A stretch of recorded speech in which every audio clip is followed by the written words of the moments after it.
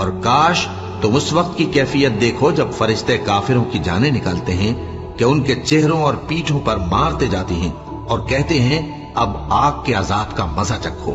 یہ ان اعمال کی سزا ہے جو تمہارے ہاتھوں نے آگے بھیجے ہیں، اور یہ جان رکھو کہ اللہ بندوں پر ظلم نہیں کرتا۔ جیسا حال فرعونیوں اور ان سے پہلے لوگوں کا ہوا تھا ویسا ہی ان کا ہوا کہ انہوں نے اللہ کی آیتوں سے کفر کیا تو اللہ نے ان کے گناہوں کی سزا میں ان کو پکڑ لیا۔ بے شک اللہ زبردست ہے، سخت عذاب دینے والا ہے۔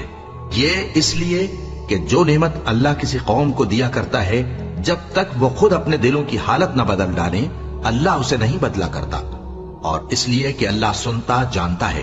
جیسا حال فرعونیوں اور ان سے پہلے لوگوں کا ہوا تھا ویسا ہی ان کا ہوا۔